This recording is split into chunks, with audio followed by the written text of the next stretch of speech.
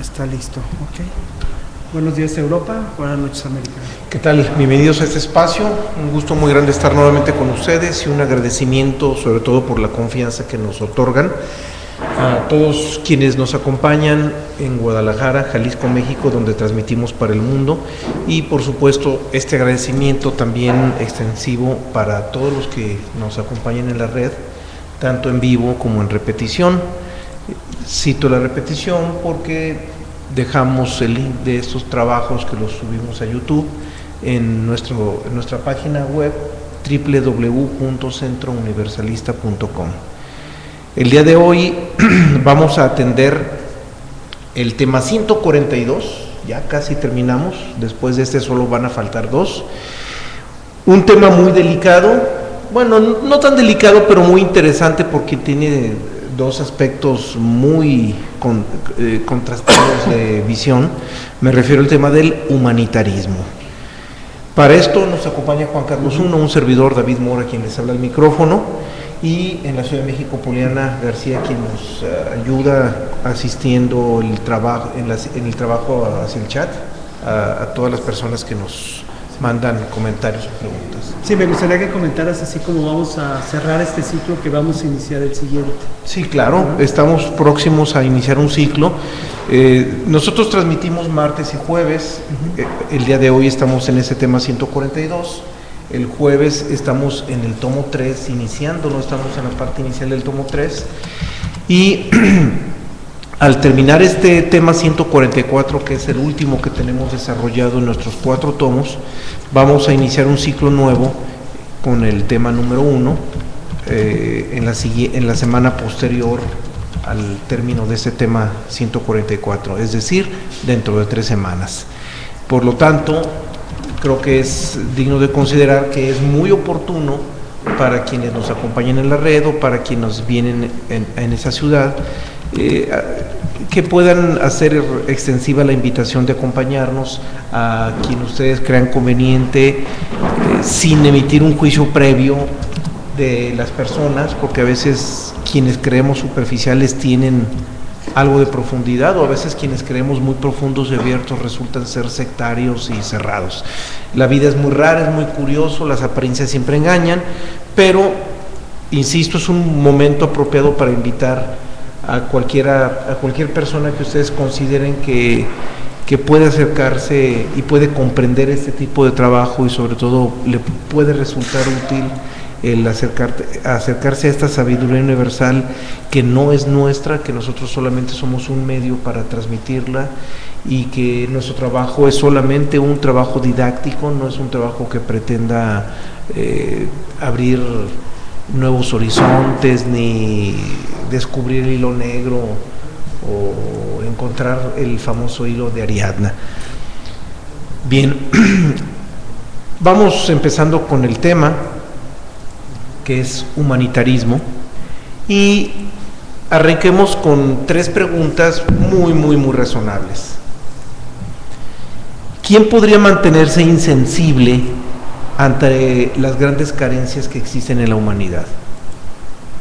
Poca gente, pero podremos, a esas pocas personas insensibles que no les interesan las carencias de la humanidad, incluso podremos tacharlas de egoístas, de egocéntricas. Otra pregunta: ¿quién podría mostrarse irrespetuoso por los hombres que consagran su vida en beneficio de los demás? Difícilmente, ¿verdad? Cualquier persona que consagra su vida en beneficio de los demás indiscutiblemente es digna de respeto. Por último, ¿quién será capaz de expresarse en contra del humanitarismo? Ya particularmente, ¿qué es el tema? Yo creo que si hacemos una encuesta y a las personas les preguntamos si su opinión es buena o mala sobre el humanitarismo, pues cualquiera diría, no, pues buena. Para ti el humanitarismo es bueno o es malo, no, pues es bueno. Y la gente que lo hace es gente buena. Indiscutiblemente sería un consenso unánime. Sin embargo, aun cuando el humanitarismo sea la actitud más loable y respetable que se le pueda,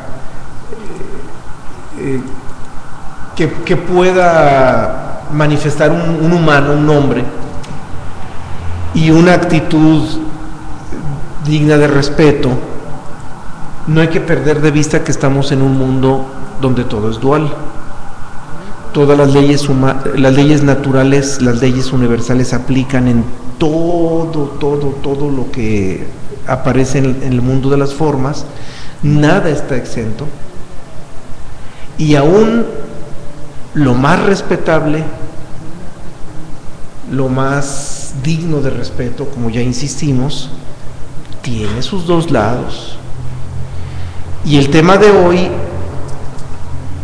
lo vamos a desarrollar no con la intención de exaltar ese aspecto benévolo de todos aquellos que se dedican al humanitarismo o que consagran un pedazo de su vida a ello. El tema lo vamos a desarrollar para poder visualizar el otro lado, que difícilmente se exhibe, que difícilmente podemos apreciar por todos los condicionamientos sociales que tenemos en relación a un humanitarismo que es, hasta se podría pensar que es la parte más excelsa del hombre. Hasta la palabra lo dice, humanitarismo, de humano, como si fuera lo más humano del hombre, lo más humano del humano. O sea, el puro término que se emplea, en sí mismo el término nos habla de algo grandioso, de algo profundamente humano. Y por lo mismo resulta muy difícil visualizar el otro lado. Por supuesto que este tema, si alguien lo escucha y no cuenta con los antecedentes de toda la temática que hemos desarrollado, es muy probable que nos juzgue a nosotros, los expositores, como gente de poca alma o de alma muy débil, endeble, o incluso que nos tachen de egoístas o de inhumanos, incluso, porque vamos a hablar del aspecto nocivo, porque tiene sus dos lados. Tiene su aspecto positivo, su aspecto negativo, su aspecto benévolo, pero también su aspecto nocivo. Y ese aspecto lo vamos a abordar no porque seamos pesimistas o porque vayamos en contra de las cosas preestablecidas. No se trata de eso, porque para empezar, una actitud revolucionaria no significa necesariamente que vayamos en contra de todos.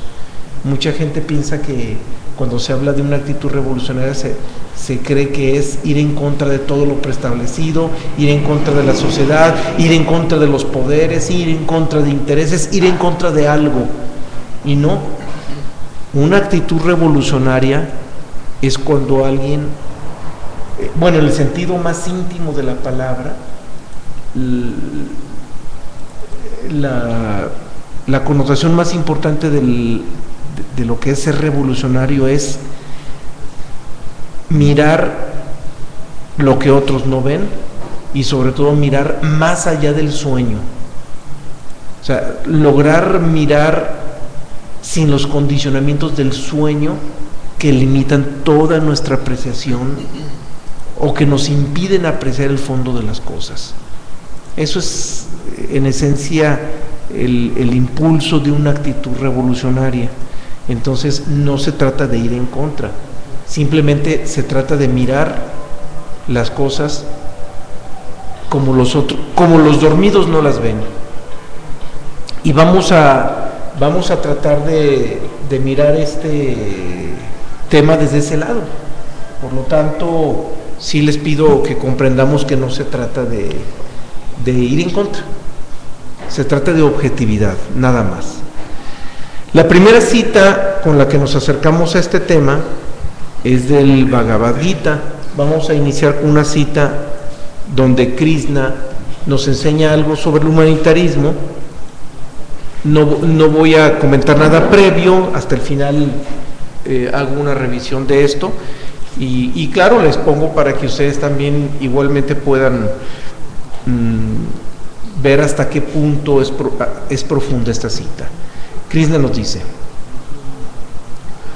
una limosna es pura cuando se da por amor y de todo corazón a la persona adecuada en el momento correcto y en el lugar apropiado. Además, desapegado de toda posible recompensa por esa acción. Mas cuando se da una limosna esperando algo a cambio, en forma de recompensa inmediata o bien futuro, o simplemente cuando se da sin sentirlo en el corazón, sino por mera prodigalidad, esta caridad es impura.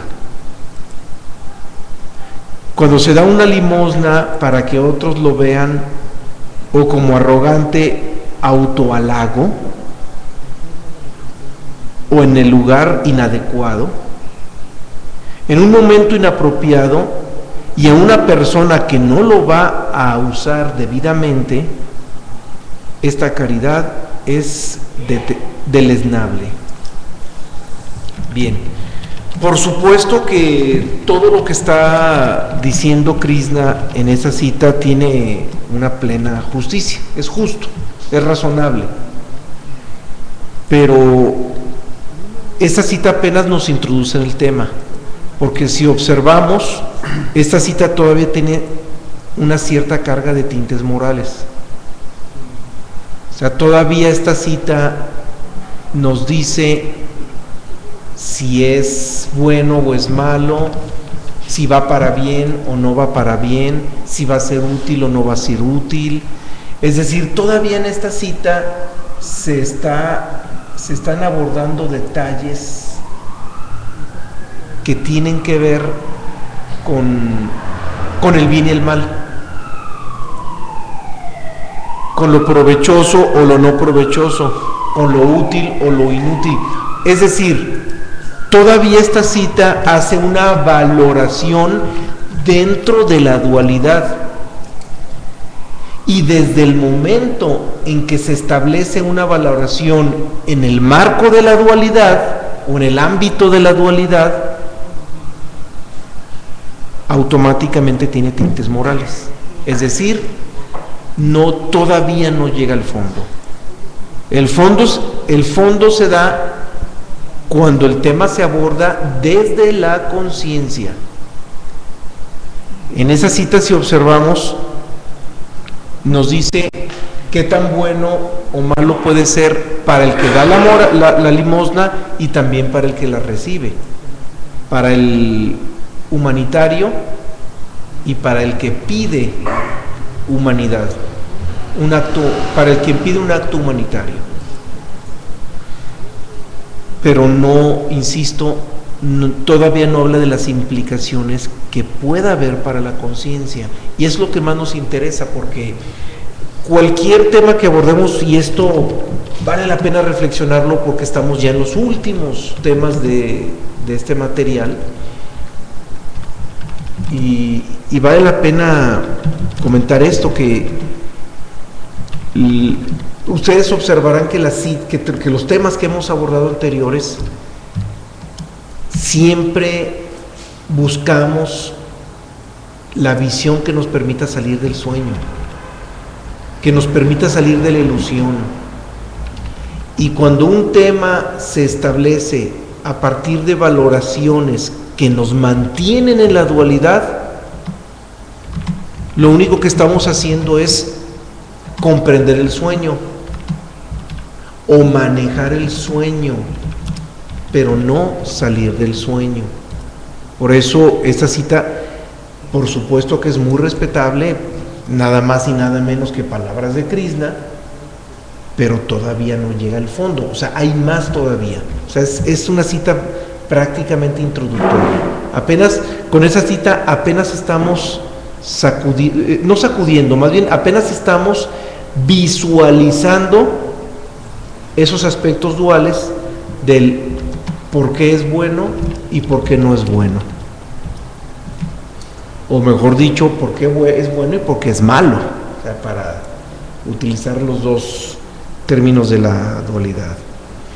Bien, vamos a la siguiente cita. La que sigue es de Pitágoras, es una cita de Pitágoras también muy interesante.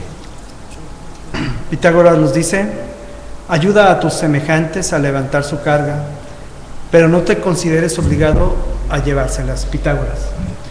Bien, esta cita en el caso del humanitarismo la podemos ejemplificar en el caso de cuando nosotros tenemos o somos muy condescendientes con las personas, tan condescendientes que este humanitarismo estorba o inclusive, como se dice aquí en México, echa a perder a las personas. Una sobreprotección hacia alguien es malo, así como dice aquí la cita, podemos ayudar a levantar su carga de momento, pero considerar que sea una obligación y llevarla cargado ya sería algo que nos pasamos hacia el otro extremo del humanitarismo, en donde el humanitarismo ya se consideraría algo perjudicial para a la gente que estamos tratando de ayudar. En este sentido, como comentaba David, el humanitarismo es dual. Obviamente tenemos que ser condescendientes con la existencia, con la naturaleza y con la gente que tenemos alrededor, pero tenemos que observar qué tanto realmente podemos ayudar a las personas y qué tanto podemos perjudicarlas, porque todo es dual en esta existencia y muchas veces perdemos la línea y perdemos la visión de qué realmente lo que necesita ayuda. Quizás de momento podemos ayudarles, como dice el refrán aquí en México, ayúdale no a comerse el pescado, ayúdalo a pescar, porque si le ayudas a darle de comer y nunca va a pescar, bueno, pues le vamos a crear un mal. En ese sentido tenemos que observar cómo opera el humanitarismo realmente. Y vamos a ver diferentes aspectos en este tema que es bastante interesante, porque desgraciadamente muchas tendencias y muchas creencias hablan de que hacer el bien sin mirar a quién y hazlo hasta que te duela. Y no, también el humanitarismo tiene sus límites. Y tenemos que hacer a un lado la moral precisamente para aplicar a nivel de la conciencia lo que sería la verdadera ayuda. La siguiente cita es de Sócrates y ya con ella entramos un poquito más al fondo. O sea, ya en esta cita Sócrates ya empieza a mirar el humanitarismo desde el lado de la conciencia, ya empieza a mirarse desde allí. Ya no nos dice qué tan bueno es o qué tan malo es, sino que nos dice qué tan conveniente es y qué tan inconveniente es. Pero bueno, vamos a la cita. Si alguien busca la salud, pregúntale si está dispuesto a evitar en el futuro las causas de la enfermedad. En caso contrario, abstente de ayudarle. Bien, un rasgo que identifica esta cita como algo vinculatorio con la conciencia es que ya es más radical. Aquí ya se polariza un poco la posición. ¿No está dispuesto a aprender? Mándalo a volar, ni le ayudes. O sea, ni siquiera vale la pena ayudarlo. Ahora, ¿por qué no? No porque sea un pobre tonto que no merezca ayuda, no, porque si nos vamos a la conciencia, ¿qué es lo que importa? Más allá del aspecto ético moral, si lo que nos interesa es la conciencia, una persona que no está dispuesta a modificar su visión de las cosas, ya no digo su actuar, porque el actuar todavía es algo limitado, puede ser más mecánico. Si una persona no está dispuesta a mirar las cosas desde otra visión más elevada, ayudarle en esas condiciones es perjudicarla más, porque esa persona se va a cristalizar más en su visión inconsciente de las cosas. Y el ejemplo que cita aquí Sócrates es muy evidente. ¿Cuántas personas conocemos que padecen diabetes y que piden ayuda porque no tienen dinero para comprar la insulina? Pero más tardaron en comprar la insulina para administrársela cuando se compran dulces, harinas y empiezan a consumir cosas que no deben, porque la gula está por encima de la enfermedad. Y hay muchísimas personas en esas condiciones, muchísimas, que no tienen dinero para la insulina, pero lo poco que tienen están dispuestos a gastárselo en comida que les agrava más la enfermedad, en alimentos que ni siquiera son dignos de llamarse alimentos, y que, insisto, no les importa. Y se me vino a la mente la diabetes, porque es una enfermedad muy común en América Latina sobre todo. Ha habido factores genéticos que han agravado muchísimo la enfermedad, sobre todo el consumo de alimentos para los que nuestro organismo no está todavía debidamente adaptado, sobre todo el trigo, la harina de trigo. Es el que más está perjudicando, la harina de trigo, porque es un cereal que apenas hace unos pocos siglos, cuando los europeos vienen a América y traen ese grano, la sangre nativa de América no estaba acostumbrada al consumo del trigo. El cereal que se consumía es el maíz, y que se sigue consumiendo, pero como los nativos de este continente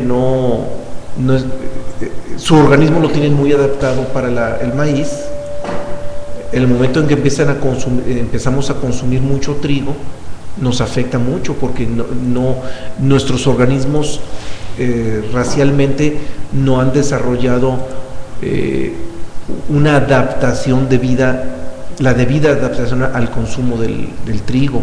Igual sucede con el arroz, que no es de este continente. Entonces el trigo y el arroz son los cereales que de manera más contundente han causado trastornos muy graves en índices de diabetes y de obesidad, por supuesto, combinado con el sedentarismo. Si lo ponemos de manera inversa, los europeos, cuando comen maíz, no la pasan muy bien. Igual los orientales, también comiendo trigo o comiendo maíz, tampoco la pasan bien, porque son cereales para la adaptación de cada raza. Pero bueno, no se trata de desviar el tema. Aquí de lo que se trata es de entender que ha habido problemas que por naturaleza han agobiado la salud en cada parte del planeta. En este caso se me vino la idea de la diabetes, porque en este país y en América Latina hay un índice elevadísimo de diabetes, y nosotros somos muy responsables de ponerle remedio, y la posibilidad es plena. O sea, basta con una alimentación sana y hacer ejercicio, y se supera impresionantemente el padecimiento de la diabetes. Pero hay millones y millones de mexicanos y de latinoamericanos que no están dispuestos, y que piden muchos tipos de ayuda, y lo cité por lo que Sócrates nos dice, pero que no entienden, y que apenas los ayudaron de alguna o de otra manera, salen un poquito adelante, y al rato vuelve el consumo irracional que los vuelve a enfermar, porque el deseo sensorial del gusto termina siendo mucho más fuerte que la disposición para ayudarse a uno mismo. Es decir, no hay disposición para hacerse digno de esa ayuda. Si hay un comentario en la red. En la red escuchamos. Nos comenta Sócrates que hay un dicho muy popular que dice, no debes ayudar a quien no te lo pide, porque te traiciona o te odia. ¿Qué opinan al respecto? Sí, efectivamente, es una situación plena, en la cual inclusive nosotros caemos a veces en la arrogancia de creer que las demás personas están sufriendo o están viviendo una situación que nosotros vemos que está mal y que ellos ni siquiera se han dado cuenta. Y efectivamente, solamente cuando te piden una opinión hay que darla, cuando te piden un consejo hay que darlo, porque si nosotros rompemos ese esquema que ellos tienen acerca de cómo están viendo la existencia, lejos de ayudarlos los podemos perjudicar. Y efectivamente, o sea, como tú lo dices, Sócrates, quien no te pide ayuda no hay que darla. Y no es una situación mala, sino es una situación de visión de vida.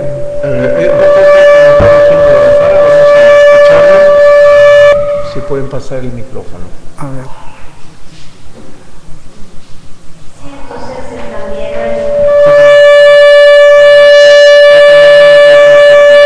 Pasa el otro micrófono mejor, ¿no? Por favor. Bueno. Ya soy yo. ¿Ya soy yo? Sí. Okay. Sí, también hay, en la Biblia se dice que toca y se te abrirá, y pide y se te dará. O sea, sí siempre está esa parte de que tiene que surgir la solicitud del que está necesitándola, ¿no? Y en ese caso, y ahora tenemos otra pandemia aparte de la diabetes, que es, por ejemplo, la drogodependencia. Sí, también. Difícil, terrible, porque pues independientemente de todos los esfuerzos, al final hay un fracaso en ayudar a esa gente, ya sea a esas personas, ya sea por las autoridades de salud, por los grupos de autoayuda y demás, ¿no? Termina siendo la mayor parte de las veces, y casi en la totalidad, un esfuerzo inútil. Claro. Aunque en algunos momentos estén solicitando la ayuda, existe algo que no permite en el mismo proceso de la enfermedad la salida adelante, ¿no? Claro. Si tú observas el ejemplo que citas es muy parecido, tiene un paralelismo muy grande con la diabetes y en primera instancia podemos preguntarnos, bueno, ¿dónde está el parecido? Lo que sucede es que también la diabetes en gran medida es por una adicción. Es una adicción a cierto tipo de alimentos que no deben de consumirse o que se tienen que consumir de manera muy moderada. Entonces es también una adicción al azúcar, adicción al alcohol, adicción a las harinas, a todo lo que perjudica para el índice glucémico en la sangre. Y las drogas, pues es otro consumo también. Una droga muy típica que también es dual, pero que tenemos que mirarla como droga, es el alcohol. El alcohol, en la inmensa mayoría de sus presentaciones, es nocivo. Sin embargo, por ejemplo, el vino tinto tiene efectos benéficos cuando se consume en cantidades muy moderadas, e incluso para el rejuvenecimiento y para la prolongación de la vida, para un aumento en la expectativa de vida. En una cantidad mesurada, el vino tinto es, clínicamente hablando, por supuesto, estoy hablando en términos clínicos, es muy generoso, pero sucede lo mismo que la diabetes. Consúmele poquito de más y te vas al extremo opuesto. Entonces, todavía en el aspecto que usted aborda, que hasta ahorita hemos abordado, la inquietud que nos mandó Sócrates de que si alguien no pide no hay que dar, todavía es ético-moral. Hay más fondo en el tema y es al que queremos llegar. Empezamos por el ético-moral, empezamos por ahí, pero hay otros aspectos de más fondo. ¿Hay algo más antes de seguir con ese fondo? Se nos dice Pedro Salinas que los cereales son transgénicos. Solo el 10% de los cereales realmente son granos naturales. Seguramente también por eso es que dañan dañan más a la salud. Sí, es Sí, otro factor que hay que agregarle. Lo que comentabas tú acerca de los cereales. Otro sí. factor que Así hay que es, Pedro. agregarle al hecho de que en América tenemos muchos siglos de adaptación al maíz, en Europa muchos siglos o milenios de adaptación, sí, hablamos de milenios en ambos casos al trigo, en el caso de Oriente que tienen miles de años de adaptación al arroz, y de repente esperar que unas cuantas generaciones hagan ese proceso de adaptación genética para esos alimentos no resulta nada fácil, por eso insisto, por eso en América nos hace tanto daño el arroz y la harina de trigo, por eso a los europeos les resulta tan nocivo el consumo de maíz. Pues es simplemente un aspecto de adaptación, nada más, es cuestión de adaptación. Pero agreguemos lo que comenta esta última persona, se me escapó el nombre, en el sentido de que ya la mayoría de los cereales son transgénicos. Pedro Salinas. Que son transgénicos, ¿no? Pues eso agrava más todavía la situación todavía. Pero bueno, vamos un poquito más al fondo. Y para poder meternos un poquito más de fondo en el tema, voy a citar un ejemplo sobre un tema que ya abordamos no hace mucho, que es la alimentación. Ya vimos ese tema aproximadamente alrededor de hace unos 2 meses, hablamos sobre la alimentación. Y habíamos hablado del vegetarianismo, de la importancia para la cuestión del proceso de liberación, lo importante que es evitar la carne por ese impulso, por la química que nos produce la carne, sobre todo en el sentido de los apegos y del instinto. La química que nos deja la sangre nos hace más instintivos y nos hace desarrollar más apegos todavía. Es una predisposición química, estrictamente química. Sin embargo, hay muchos que en el vegetarianismo ven un aspecto estrictamente humanitario. Y hablo de millonadas de habitantes. Hay muchísimos millones en el planeta que adoptan el vegetarianismo por razones estrictamente éticas. ¿Por qué? Por compasión hacia los animales. Pobres animales, es muy injusto, sufren, y nosotros nos llevamos ese sufrimiento a la boca de los animales, y es cierto, es totalmente cierto.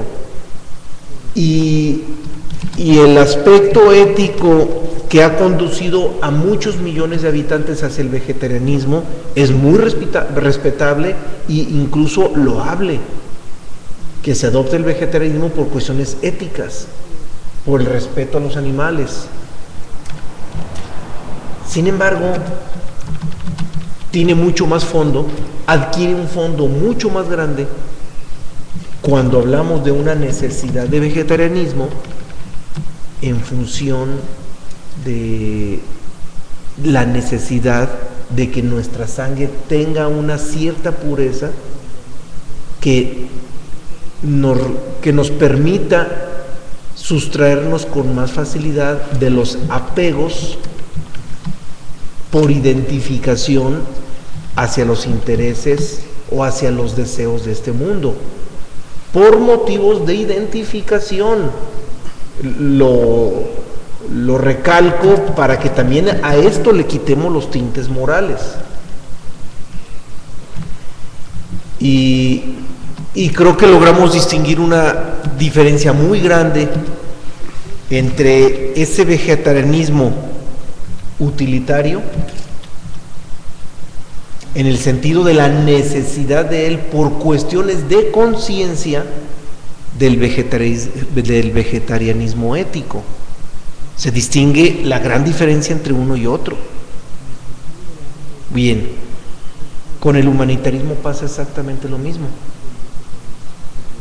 También tenemos que mirar que la inmensa mayoría de personas que ejercen el humanitarismo lo hacen normalmente para resolver necesidades de tipo material, y esto inevitablemente los conduce a una actitud ético-moral. Y ese humanitarismo moral para la conciencia resulta siendo tan inútil como el vegetarianismo ético. O sea, termina siendo inútil para la conciencia. Por eso aclaro, porque si alguien escucha que digo que el humanitarismo es inútil y le quitan ese contexto de que estoy hablando en el sentido de la conciencia, automáticamente me descalificarían muchísimos oyentes de lo que se está exponiendo. Entonces, en relación a la conciencia, el humanitarismo ético carece de utilidad, pero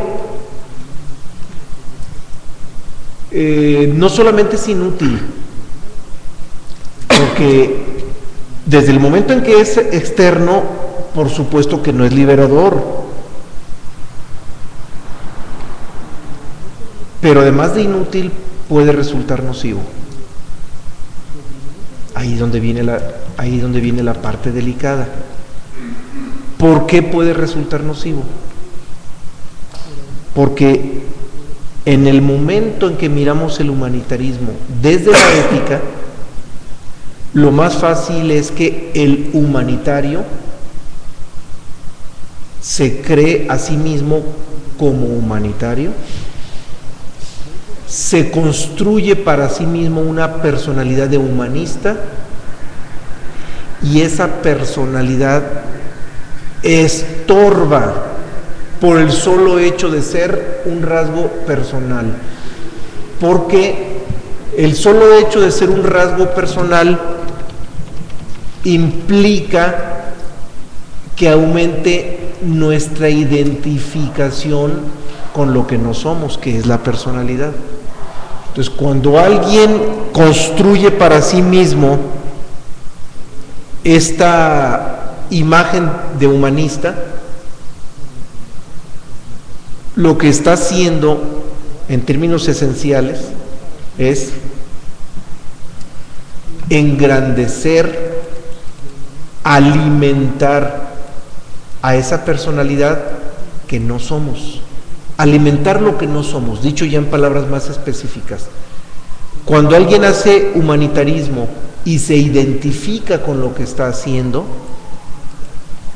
automáticamente alimenta lo que no somos, engrandece lo que no somos y produce niveles de identificación más densos, más sólidos en relación a lo que no somos. Y ese es el aspecto más delicado, el aspecto de fondo que nos interesa ya, ahora sí, visualizar en el tema. Si observamos, hay algo interesante en esto, también muy rescatable y incluso importante enfatizarlo. Hemos observado que en casi todos los temas hablamos de identificación. Incluso hasta puede resultar cansado, bueno, ya otra vez la misma canción, otra vez la misma letanía, otra vez la misma estrofa. Al trigo, como dicen. Ya hemos hablado tanto de la identificación, pero en este momento es cuando podemos entender, podemos comprender por qué es necesario retomarlo. Si nosotros no vinculamos el tema de la identificación con el humanitarismo, lo más probable es que este tema lo estaríamos desarrollando en un nivel superficial, es decir, inevitablemente tendríamos que desarrollar ese tema desde la ética y la moral, y nos hubiéramos quedado solamente en ese dirimir entre qué tan bueno y qué tan malo es el humanitarismo, hasta dónde conviene, hasta dónde no conviene. Dicho en otras palabras, este tema lo desarrollaríamos solamente dentro de la dualidad Y por muy bonito que manejemos la dualidad, se quedaría en una visión estrictamente dialéctica. Observemos cómo en el momento en que lo vinculamos con la identificación, ¡pum!, adquiere una dimensión distinta el tema. Automáticamente el tema adquiere una dimensión distinta, adquiere una profundidad muy, muy distinta. En cualquier religión, si se habla de humanitarismo, algún sacerdote, algún ministro de culto, algún líder espiritual puede profundizar con palabras muy bonitas, con palabras incluso muy filosóficas en relación al por qué sí hacer humanitarismo, por qué no, dónde sí, dónde no, dónde conviene, dónde no conviene, y se puede discursar de una manera muy amplia en relación a un exquisito fluir dentro de la dualidad. Pero nos quedamos en la dualidad. Nos quedamos en la dualidad, y por muy bonito, por muy buenos navegantes que nos hagamos en la dualidad, por muy expertos que nos hagamos en el dirimir dónde sí y dónde no, cómo sí, cómo no, con quién sí, con quién no, nos quedamos en la superficie. Nos quedamos, insisto, nos quedamos nuevamente en aspectos estrictamente dialécticos. Bien, escuchamos. Ah, sí, gracias. Bueno, realmente cuando uno va a hacer algo por alguien, y yo lo digo en forma personal, existe siempre un diálogo interno. Es decir, y lo más usual es decir, bueno, pues para que vean que soy bueno, pues para que esté agradecida la persona, bueno, para que me lo reconozcan, bueno, para, o sea, todo para una mejor identificación, ¿no? Sí. Bueno, fíjate, perdón si te interrumpo, pero hay algo que dijiste desde el inicio que denota esa identificación. Confundiste algo cuando dijiste un diálogo interno. Ese diálogo no es interno, es externo, porque es un diálogo mental. Un diálogo mental, así es. Y la mente no es lo interno. Bueno. Lo interno es el ser. Ok. Pero en muchas corrientes pseudoesoteristas se cree que los pensamientos y las emociones son fenómenos internos. Son diálogos, sí, son Pero internos. el sí. diálogo es un diálogo mental. Mental. Es sí. un diálogo con palabras. Mismo. Consigo mismo, Pero con no es palabras. ¿Verdad? Sí, es un discurso mental, pero no es interno, porque lo interno es solamente en el ser. Okay. La mente no es interno. Entonces, el solamente distinguir esto, de alguna manera se acerca a lo que usted acaba de decir. Pero al final de cuentas, todo fue, repíteme la conclusión. Bueno, que en ese diálogo, ahora sí vamos a decir mental, ¿verdad? También hay fases. Hay algunas en que ni siquiera está como verbal lo que está pasando en esa decisión de ayudar, ¿no? Sí. Pero ya a medida de que reflexionas más a la luz de algunos principios o de algunos conocimientos, te vas dando cuenta de que ese diálogo es precisamente la búsqueda de hacer algo por alguien para algo, y que ese algo siempre es una identificación Un mayor. interés personal. Bueno, su conclusión era una identificación. Al final de cuentas, estructura algo para una sutil identificación. Sí, sin embargo, de todas maneras, el hecho de que llegarán momentos en que tú tienes que ayudar porque tú necesitas hacerlo, es decir, alguien que está en un momento dado con una necesidad grande, que tú estás en el punto de poder ayudar, es decir, vamos a pensar, ¿no? Alguien que se cae y se lastima. Si tú vas pasando por cerca, pues no te vas a bajar de la banqueta y seguir tu camino. A lo mejor darás la mano para que la persona se levante. Lógicamente, ¿cómo lograr que sea realmente una ayuda correcta sin que nos empuje más a la identificación? En la primera cita veía yo que decía, si sale del corazón y no te haces ningún propósito adicional que el solo hacer algo por alguien, ya sea que te lo pidió o que está en el momento de que tú lo hagas, ¿no? Pero que no tengas tú una intención más allá. Sí, vamos a profundizar ahorita mucho en ello, pero bueno, lo que me acabas de decir me exige ya de una vez entrarle en materia. Venía para más adelante, pero bueno, al final de cuentas no importa si se cambia un poquito el orden. Aquí vamos a visualizar dos tipos de ayuda, a distinguir dos tipos de ayuda. La ayuda para resolver problemas materiales y la ayuda para despertar.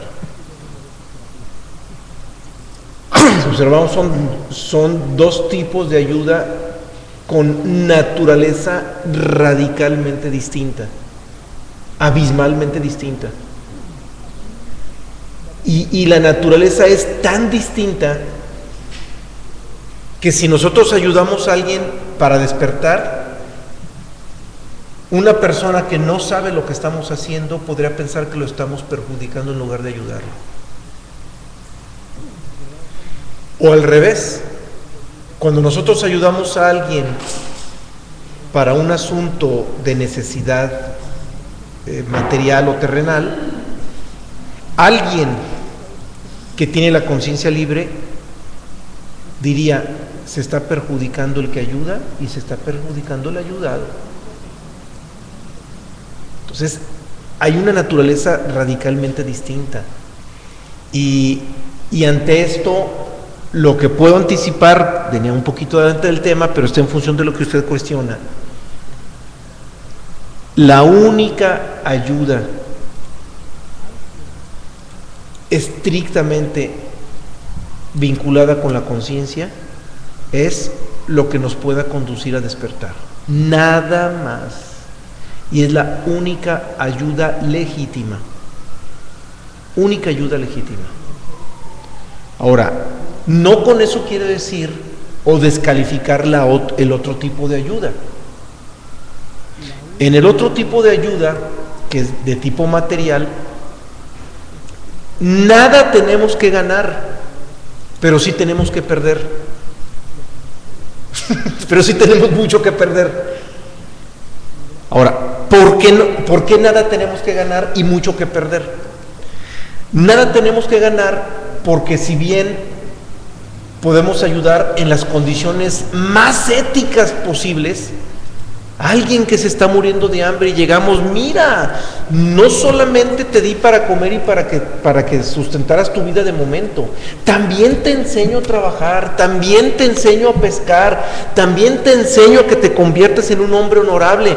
Y probablemente hicimos esa gran ayuda y una persona que estaba a punto de morir de inanición, la rescatamos y la convertimos en un ciudadano productivo, que no solamente produce para su autoconsumo, produce para ayudar a otros.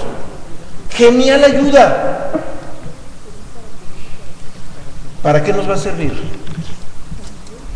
Para que la naturaleza, a través de la ley de causa y efecto, no lo premie. Y en un futuro alguien nos ayude, nos haga más productivos, ayudemos a muchas más personas y si ayudamos a muchas más personas es porque tenemos muchos más billetes y la vida no lo premia, es decir, por causa y efecto ganamos en la materia. Y si todo lo que ganamos en la materia forma parte del sueño, entonces ¿qué ganamos? Nada. Por eso digo, nada tenemos que ganar. Porque en la ayuda de tipo material, todo va a ser recompensado, como dicen los libros universales. Y lo que estoy diciendo, créanme que no lo he visto, difícilmente se escucha en cualquier otro medio, porque muy poco se habla de esto. Es que esto es algo que casi no se visualiza. Es difícil visualizar esto. Lo que nosotros hacemos en un humanitarismo, aún siendo legítimo, aún siendo con buenos sentimientos, aún siendo desinteresado, aún siendo sin esperar recompensa, pues sí, no, la naturaleza nos lo va a premiar, y con creces. Se va a multiplicar el premio y vamos a recibir con creces el premio, pero ese premio jamás va a ser conciencia. Ese premio jamás va a ser libertad de la conciencia. Ese premio, tal como lo dice la segunda ley de Newton, a toda acción corresponde una reacción de la misma naturaleza, pero en sentido contrario. Entonces, la naturaleza nos lo va a premiar con una dádiva de la misma naturaleza y en sentido contrario. Es decir, en lugar que sea de aquí para allá, ahora va a ser de allá para acá. O sea, nosotros vamos a recibir lo que dimos, y hasta con creces. Pero eso nada tiene que ver con la conciencia. Eso tiene que ver estrictamente con el sueño. Y como la naturaleza no lo va a premiar, y ese premio es de orden material porque es de la misma naturaleza, forma parte del sueño. Ese premio también forma parte de la ilusión. Es decir, damos ilusión y recibimos en recompensa ilusión. Dicho en otras palabras, seguimos en el mismo sueño, nos mantenemos en el mismo sueño. Lo único que hicimos fue hacerle bonito el sueño a alguien, y que la naturaleza como premio nos haga el sueño bonito a nosotros. Es eso, o sea, en términos más claros y objetivos, es eso lo que estamos consiguiendo con cualquier tipo de humanitarismo que tenga que ver con necesidades materiales. Hacer el sueño más bonito a otros para que la vida nos recompense haciendo bonito nuestro sueño. Hasta allí llega. Y esa ley de causa y efecto hasta ahí llega. Entonces, ¿qué ganamos? Nada. Porque seguir dormidos es nada. Porque en el sueño nada hay real. Nada existe en el sueño que sea real. Por lo tanto, dimos algo que no es real y recibimos algo que no es real. Por lo tanto, nada real conseguimos. Nada verdadero conseguimos. Y esto va para todas aquellas corrientes que ubican al humanitarismo como un factor fundamental para la revolución de la conciencia, pues para la revolución del sueño. Es para eso, para la revolución del sueño. Con eso no quiero decir que sea malo ser humanitarios, que quede claro. Simplemente estoy ubicando la naturaleza del acto y la naturaleza de las consecuencias del acto. Es lo único que estoy hablando. Yo no estoy hablando en términos éticos.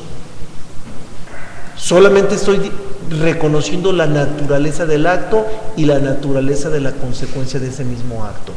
Nada más, y con toda la objetividad posible. Entonces, nada ganamos, porque nada es real. Sin embargo, dije que sí tenemos que perder. Alguien podría decir, bueno, pues si en la naturaleza nada es real, pues tampoco puedes perder, porque nada es real. ¿Cómo vas a perder algo? Sí se pierde. Lamentablemente sí se pierde. Nos dormimos más. La pérdida es en que el sueño se puede hacer más grande todavía.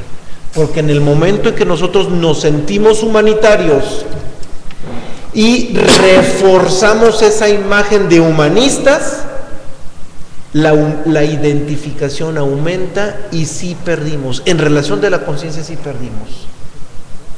Por eso es muy riesgoso el humanitarismo, porque nada real tenemos que ganar, pero sí tenemos mucho que podemos perder en función de la conciencia. Esa es la parte más delicada. Ahora, si ya me atreví a decir que el humanitarismo, que nada tenemos que ganar y sí tenemos que perder, pero también me atreví a decir por otro lado que el humanitarismo no es malo y que es respetable, entonces ahora entra el conflicto. ¿Dónde lo podemos hacer y en qué momentos? Entonces, para esta respuesta, ya casi me fui al final de la conferencia, pero pues ni modo, ya abordamos el fondo, ya lo estamos abordando desde ahorita y por culpa de una preguntona.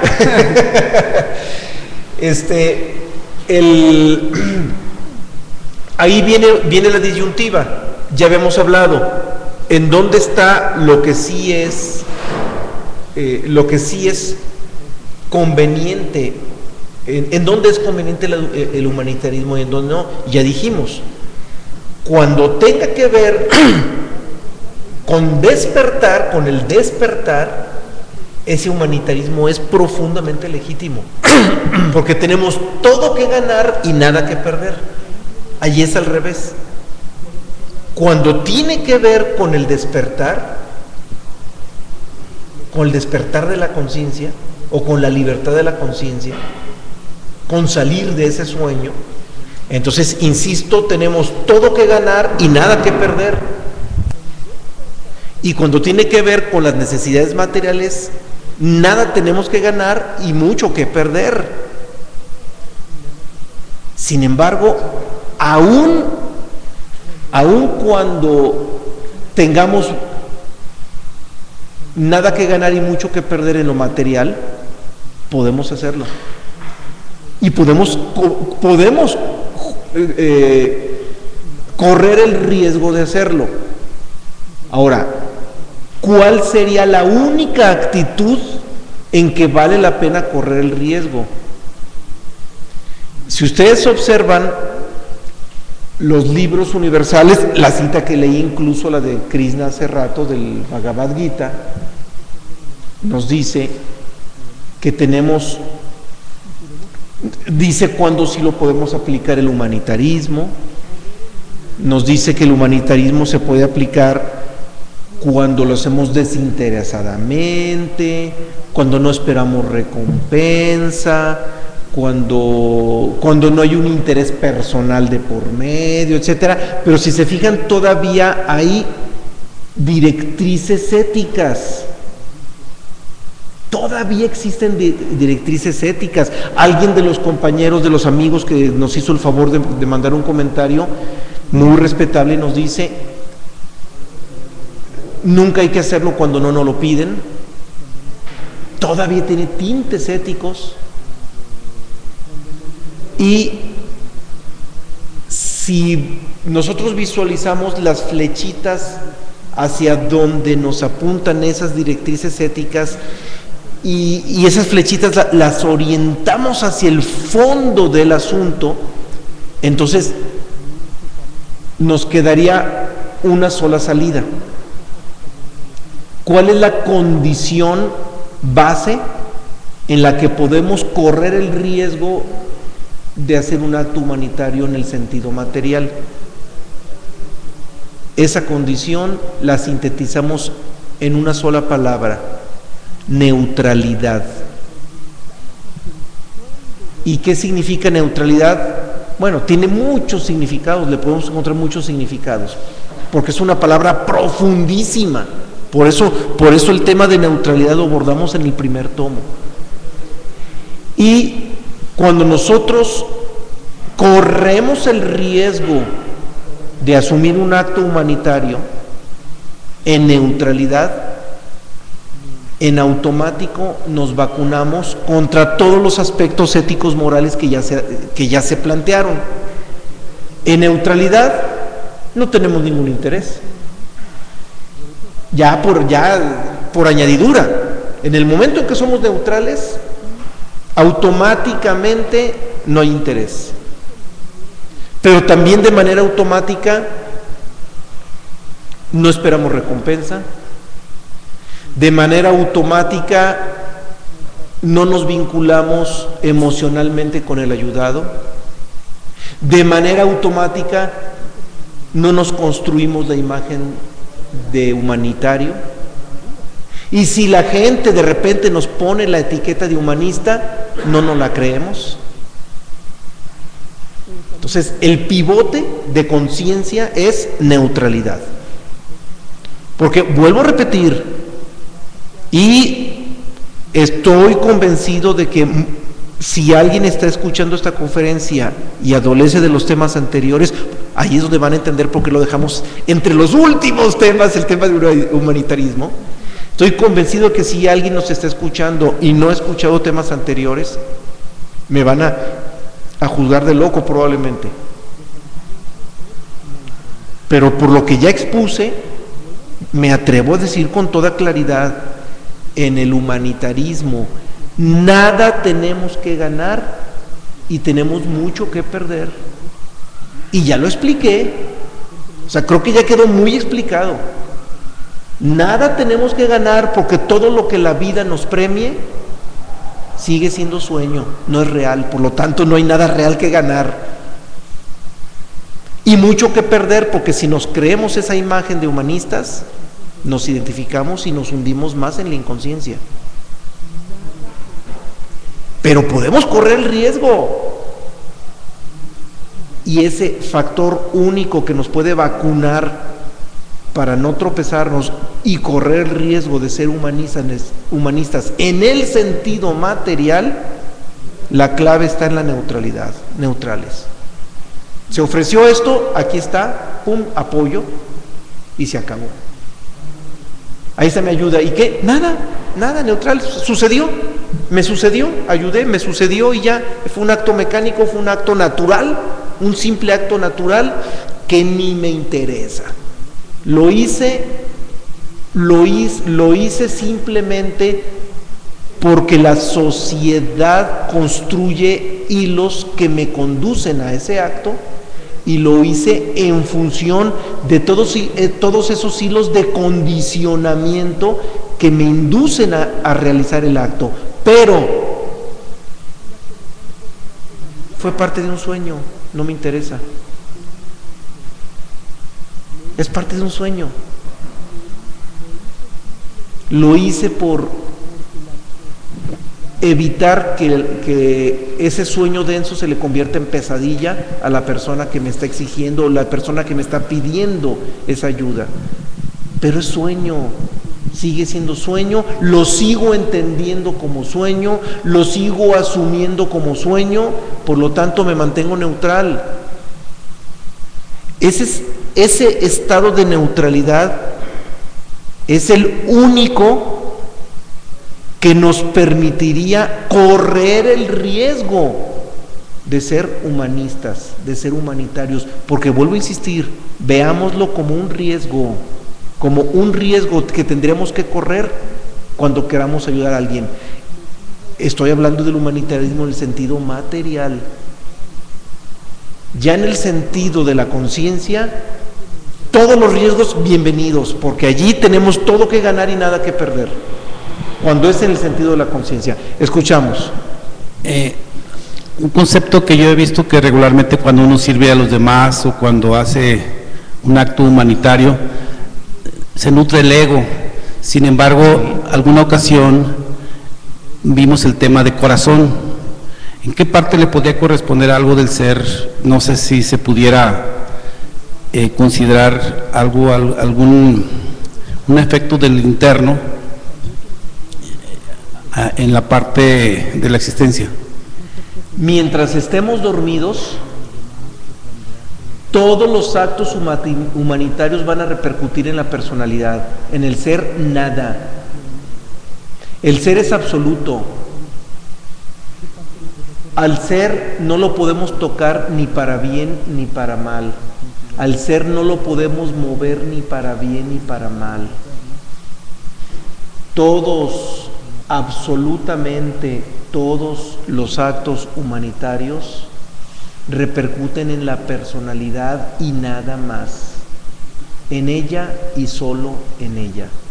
Esa historia que nos han vendido todas las religiones, allí comprenderán por qué dejamos para el último este tema.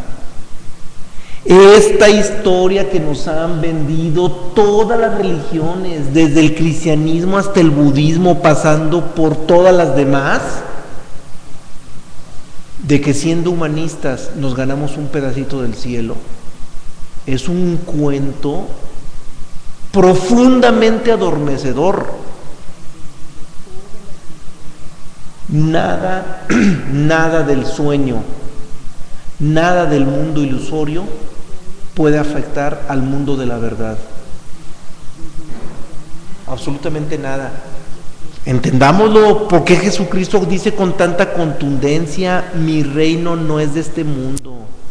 Por lo tanto, absolutamente nada de lo que suceda en este mundo repercute en el reino de Dios, porque no es de Él, no le pertenece a, no le corresponde a, son de naturalezas distintas. Aquí estamos, ahora sí que abordando un tema que nos exige ser radicales en el sentido del discernimiento, en el sentido de distinguir lo que es de una naturaleza y lo que es de otra naturaleza. En los actos humanistas, los actos humanitarios son de la naturaleza dialéctica, no son de la naturaleza original, y repercuten en la naturaleza dialéctica. Lo que es de este mundo se queda en este mundo y se acabó. Nada de este mundo ilusorio puede trascender hacia el mundo de la verdad. Eso no puede ser. Entonces, el humanitarismo repercute en este mundo y nada más. Repercute aquí y solo aquí. Los alcances son aquí y solo aquí.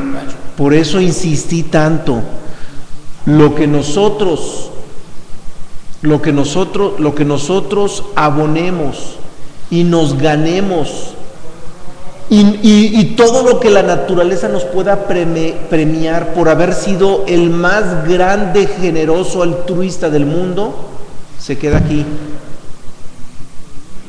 Y peor, ese gran riesgo que corrimos nos va a repercutir en la conciencia, y con toda facilidad, si nos creemos la historia de que somos humanistas. Porque nosotros no somos esa personalidad. Aunque la personalidad sea profundamente humanista, nosotros no somos esa personalidad. Y ahí es donde está todo ese gran riesgo. Ahí es donde se corre todo ese gran riesgo. Por eso insisto, la humanidad, sobre todo los humanos que nos rodean de manera más inmediata, esperan algo de nosotros.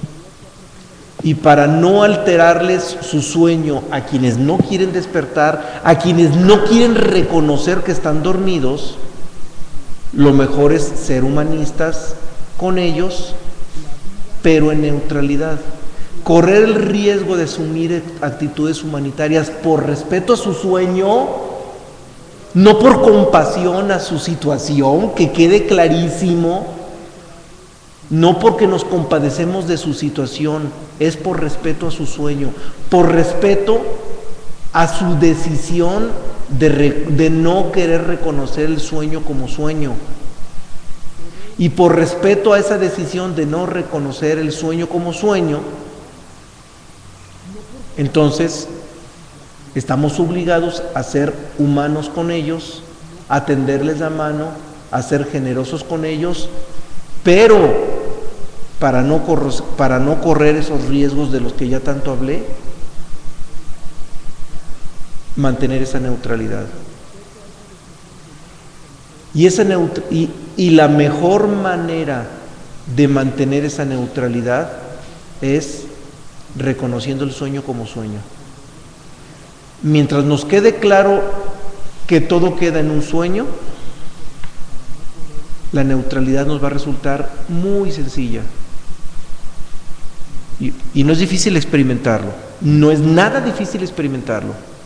Cada vez que nosotros estamos reconociendo el sueño como sueño, nos surge un brillo de luz llamado neutralidad. Y eso es profundamente liberador. Si gusta tomar el micrófono para que nos escuchen en la red. Aquí una vez entendí que la neutralidad no puede modificar la vida de otra persona. No. Entonces por eso me sale un poquito, si aún en el plano de lo material, una ayuda no deja de ser automáticamente no neutral, porque le está modificando la existencia de esta persona. Es que la ayuda, el acto humanitario es desde la personalidad, no es desde el ser. El ser por naturaleza es neutral, el ser no se involucra. El ser no se involucra con el sueño, el ser es neutral. El acto humanitario indiscutiblemente es desde la personalidad. Por supuesto, los libros universales dicen, sí, desde el corazón, desde tus buenos sentimientos. Eso, y con el perdón para quienes escribieron los libros universales, porque también son perfectibles los libros universales, y no porque los grandes maestros se hayan equivocado, sino por los que lo escribieron. Los libros universales no los escribieron los maestros. Los libros universales los escribieron los discípulos de los maestros, no fueron los maestros. Claro, tienen una carga de sabiduría impresionante porque dan testimonio de lo que dijeron y de lo que hicieron los maestros, pero no los escribieron los maestros. Entonces, son perfectibles los libros universales. Y uno de esos detalles perfectibles es precisamente este. El humanitarismo jamás se va a hacer desde el ser, jamás, porque el ser por naturaleza propia es neutral. Hay una película maravillosa que se la sugiero mucho, es muy probable que la pongamos aquí en el Centro Universalista próximamente, se llama Avatar.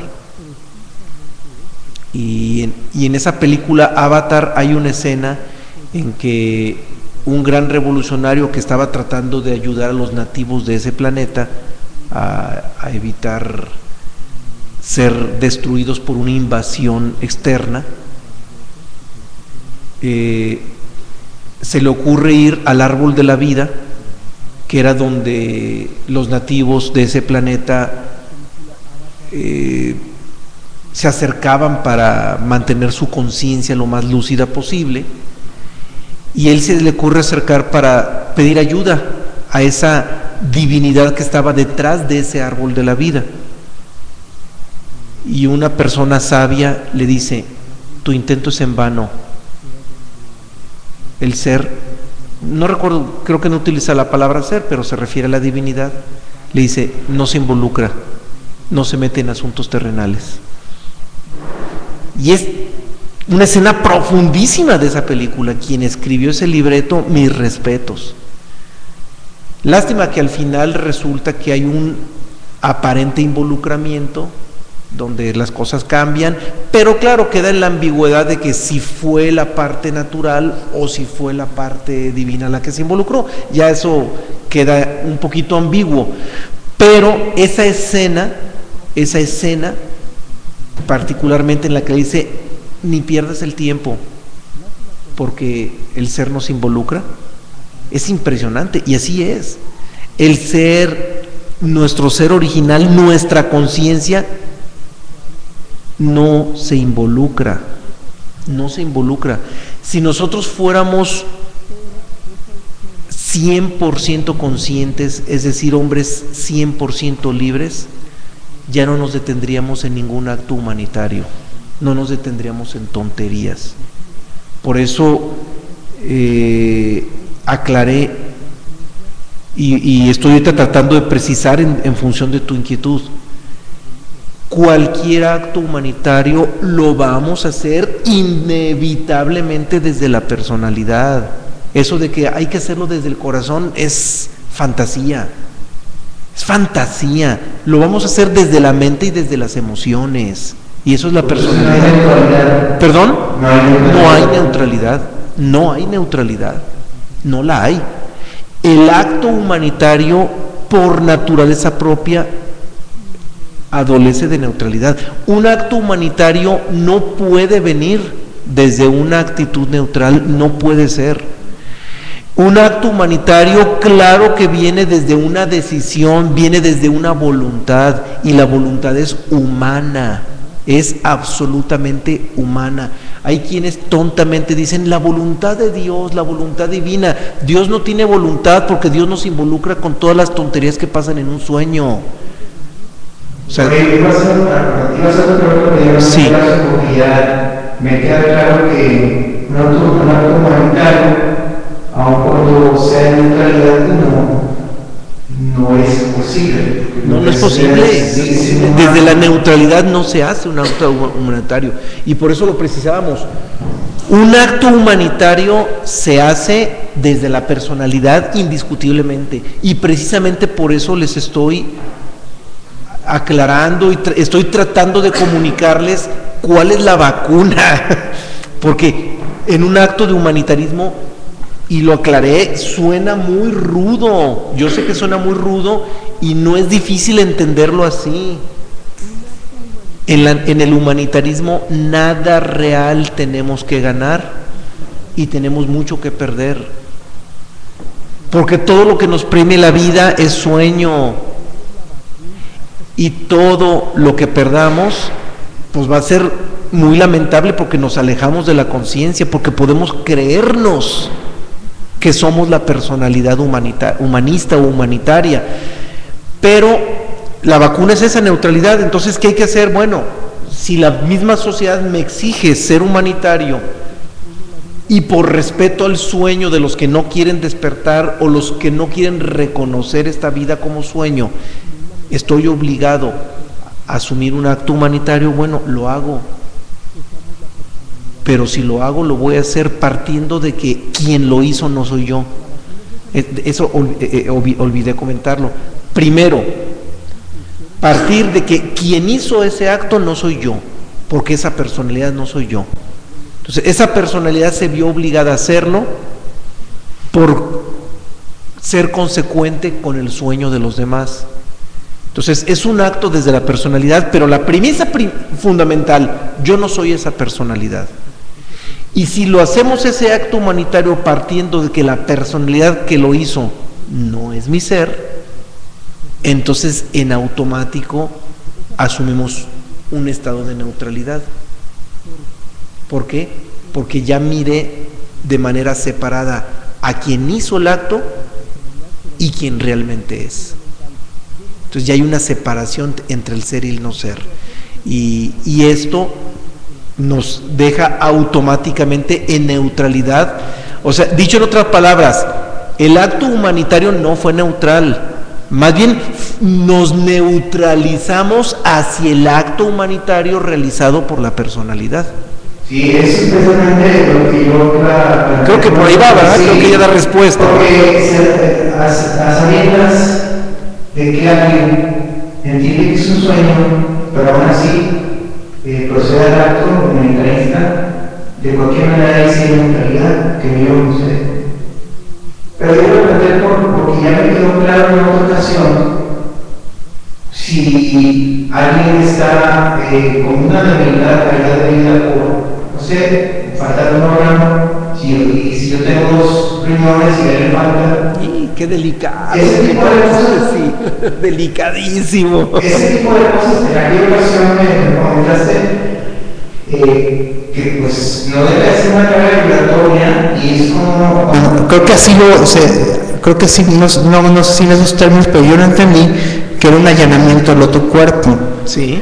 Y se concluyó que finalmente estábamos alargándole el sueño, sí, porque le está salvando, pero uno también está afectado simplemente me quedo aquí duda porque no deja de ser de cuerpo a cuerpo. Y si no somos el cuerpo, por lo que estaba refiriendo hace un momento, pues si finalmente si no somos el cuerpo, ¿por qué tiene que trastocar? Solamente debe de trastocar, obviamente, a la operación de las leyes naturales. No creo que pase más allá de ello, porque si no te estás identificando, si eres sabedor de que no es, de que simplemente estás operando por los hilos de la humanidad, a sabiendas de que tú no eres no eres la persona, por eso estás procediendo con ello. Creo que se hizo con neutralidad, independientemente que se vaya por trasplante de órganos, simplemente por darle un trabajo a una persona, no la gravedad aquí lo que yo quiero resaltar, Sí. sino más bien es ello, lo que comentabas, es más que nada a sabiendas de que es un sueño y que por tanto solamente operas para efecto de que hay posibilidad y sin, como se ha comentado aquí, sin esperar un resultado, ¿no? Sí.